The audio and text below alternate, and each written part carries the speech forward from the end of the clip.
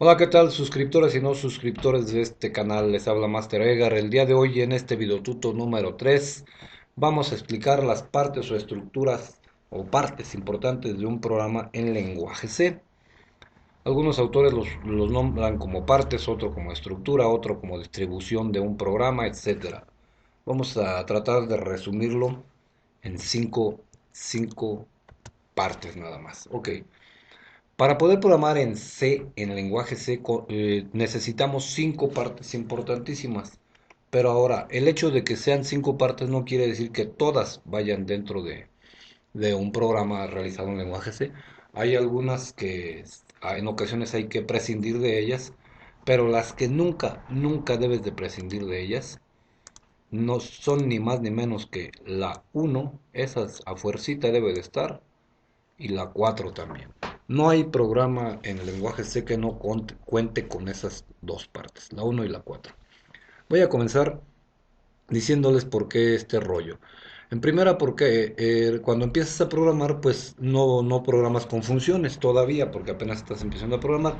Entonces, eh, empezando, la primera parte importante de un programa hecho en lenguaje C es la inclusión de librerías o bibliotecas. Pero ¿qué son las librerías? Las librerías, como siempre se ha visto, en una biblioteca, por ejemplo, tenemos libros. ¿Qué tenemos en los libros? Información. ¿Y para qué nos sirve esta información? Para manipularla. En el caso de la programación es ni más ni menos parecido, ¿no? Tienes una librería y esa librería contiene información. ¿Qué información? ¿Cuál es esa información? Pues son las palabras reservadas con las que tú te vas a poder comunicar, tu programador. Vas a poder decirle al compilador, ¿sabes qué? Interprétame y dile a la computadora qué es lo que quiero que haga. Pues esas palabras reservadas es la información, la manipulación de la información para poder lograr algo. Ahora, ¿cómo se incluye una librería en lenguaje C? Hay dos maneras. La primera es, y las dos coinciden en algo, en que deben de tener el signo de número, que conocido como gato, enseguida la palabra reservada include, y a lo siguiente es lo que varía. La primera, que es esta que está aquí, puedes tú incluir la librería, el nombre de la librería cerrada, entre comillas, o la puedes incluir de esta segunda manera, simplemente cerrada entre un signo menor y un signo mayor. Regularmente una librería tiene una extensión .h. En realidad el .h lo que quiere decir es header, que en español es cabecera. Cuando tú veas un .h, eso quiere decir que eso es una librería. Existen en varios lenguajes. En C, pues no es la excepción, lógicamente de C surgieron varios lenguajes. Muy bien, pues esas son las dos maneras de incluir una librería. ¿Cuál te recomiendo yo? Yo te recomiendo la segunda. Te preguntarás, ¿por qué recomiendas esa? Porque al principio cuando empiezas a programarte, se te dice que para mandar mensajitos a la pantalla en lenguaje C van cerrados entre comillas. Entonces eso te podría llegar a confundir porque dirías, pues no me dijiste que para mandar mensajes van las comillas y entonces ¿por qué utilizas comillas para este para inicializar o incluir una librería? Ya más adelante te darás cuenta que las comillas son exclusivas de mensajes, pero hay algunas excepciones como esta. Entonces, por eso es que yo regularmente al inicio digo que hay que incluir las librerías con este signito. Así no hay manera de equivocarte, porque a lo mejor más a futuro dices, entonces los mensajitos, si puedo poner una librería con este con comillas y también los mensajes los puedo poner con comillas, como por qué no podré mandar un mensaje entre el signo menor y mayor, y eso sí no se puede. Muy bien, nos vamos a pasar a la parte número 2, que es la declaración de prototipos de funciones. He ahí donde yo les decía que de inicio estas dos, la declaración de prototipos de funciones y la 5 no se utilizan ya por ahí cuando vamos con un poquito avanzando en la programación, cuando empezamos a ver funciones, que es esto que está aquí. De entrada, pues no se utilizan. Eh, ya cuando lleguemos a eso volveremos a explicar estas situaciones. Vamos a pasar a la parte número 3, que es la declaración de variables globales. Anteriormente habíamos hablado de una variable y dijimos que era algo que podía almacenar un dato. Y precisamente se llama variable porque en cualquier momento podría variar el valor de esta variable. Pero no hablamos de variables globales, simplemente dijimos variables. Y es que las variables se dividen en dos. en locales y en globales. ¿Qué diferencia hay entre locales y globales? Es obvio. Globales ahora sí engloba mucho, un ámbito más amplio. Locales es local, nada más en cierta parte del, este, eh, del programa. Vamos a suponer que todo esto que tenemos, todo esto que está aquí fuera todo un ámbito. Si yo quisiera referenciar a todo esto, a lo mejor digo, ¿sabes qué? Pongo el punto 5, por ejemplo, aquí le pongo 5. Y a lo demás le pongo 5.1, 5.2, 5.3, 5.4 y 5.5. Y eso quiere decir que todas pertenecen al 5 y puedo hacer referencia a partir de él. Pero ahora, eso sería global. Pero por ejemplo, este 3 que tuviera aquí un 1, un 2, un 3 podría ser 3.1, 3.2, 3.3. Y este que está aquí, esto que está aquí únicamente pertenecería al 3, no pertenecería a lo demás, digámoslo así. Esto sería local, ¿de quién? Del 3. Esto de acá sería global, todo esto que tenemos aquí sería global, ¿de quién? Del 5. Así de fácil es diferenciar entre las variables globales y las variables locales. Locales para cierta porción de mi programa, globales para toda la porción de mi programa.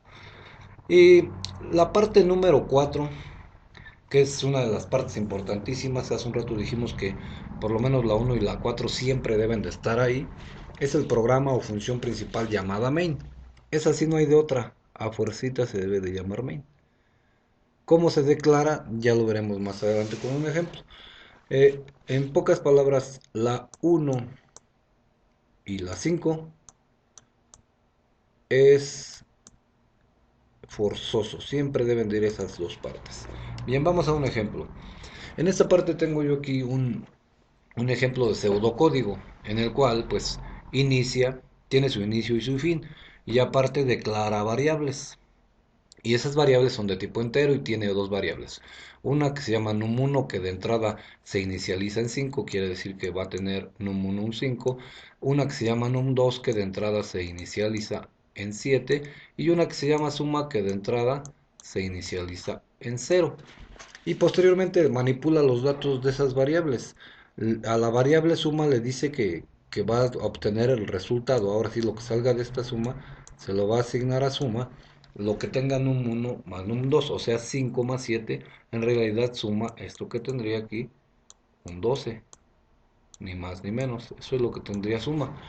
Y después simplemente envía a la pantalla un mensajito que dice la suma, y en este caso aparecería la suma 12. Eso es lo que diría mi mensajito, ¿no? Si yo quisiera, por ejemplo, que este pseudocódigo se pareciera a lo que hay acá, pues simplemente aquí le podría agregar la suma es. Y ya se parece, ¿no? Ok.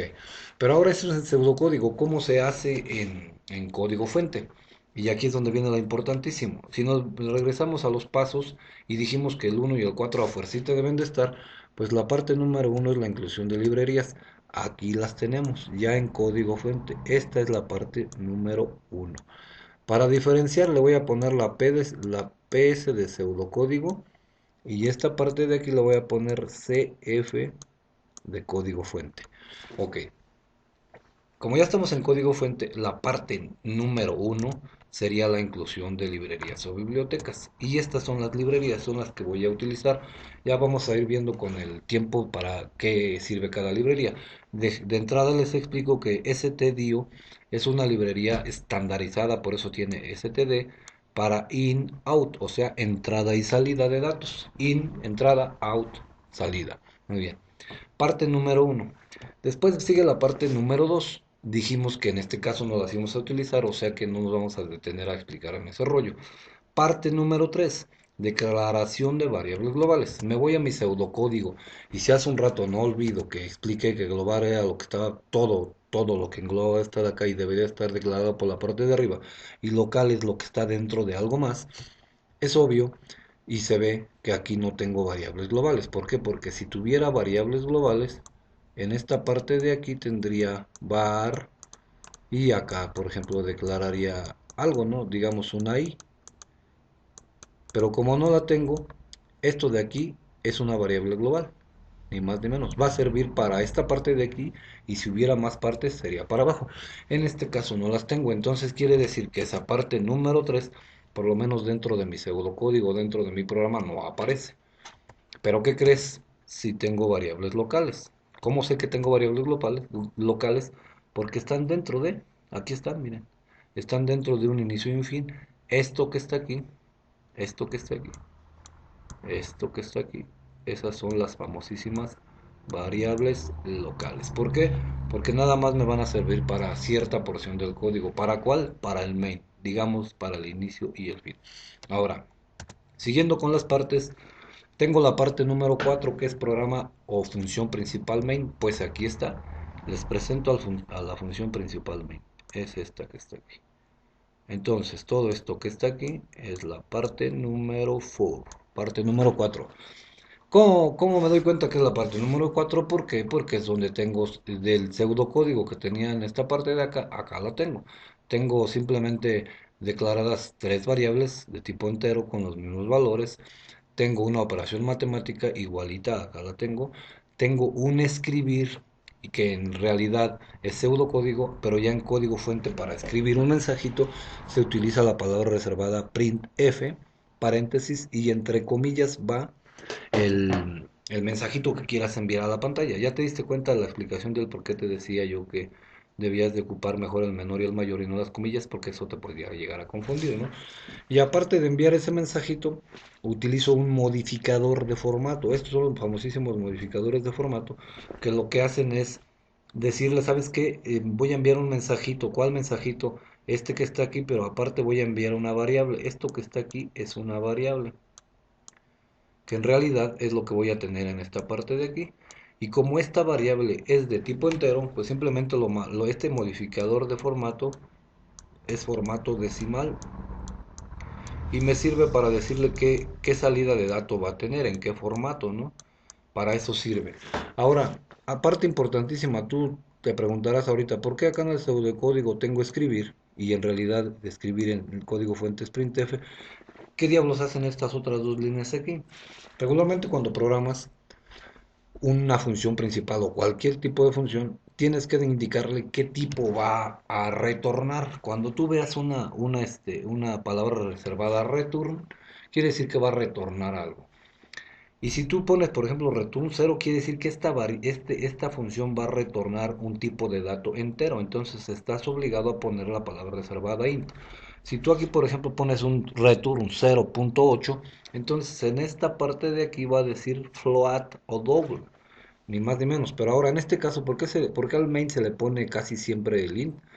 Porque el return 0 significa que tu programa terminó más que ok, está perfecto, que asumes que tu programa va a terminar bien. Ya más adelante vamos a darnos cuenta de por qué sucede ese tipo de rollos. Y luego aparte tengo que hacer una pequeña pausa porque algunos compiladores o IDs para programar no me dan la oportunidad de ver los resultados. De inmediato se esfuma la pantalla. Entonces tengo que hacer una pausa para que el, el usuario pueda ver qué es lo que sucede con su programa, ¿no? Y ya este System Pause está incluido dentro de stdlib.h. En este librito llamado stdlib está recluida, digámoslo así, esta palabra reservada. En stdio está recluida, digámoslo así nuevamente, el printf. Y si te das cuenta, te contamos con dos llavecitas. Aquí está la primera y aquí está la segunda. ¿Qué significan esas dos llavecitas? Muy fácil, significan el inicio. Este es el inicio de algo. No va a fallar. En todas las estructuras algorítmicas siempre hay un inicio y un fin. ¿Cómo se delimita? Con la llave de apertura apuntando hacia la izquierda al inicio y la llave de cierre significa fin. Ahí está. Y esto es a grandes rasgos lo que son las cinco partes de un programa en lenguaje C. En este caso únicamente contamos con parte número uno, que ya lo vimos, aquí está, y con parte número 4. Pero más adelante iremos viendo y vamos a llegar a utilizar las cinco partes de un programa estructurado en lenguaje C. Muy bien, pues hasta aquí llega este video tutorial número 3. Recuerda, si te gusta dale like y si no te gusta también dale manita abajo para esforzarse. y seguir trabajando para todos ustedes. Dudas y comentarios, sugerencias ahí en el canal. Recuerda que de la vista nace el conocimiento. Te habló Master Edgar y nos vemos en el próximo video tutorial.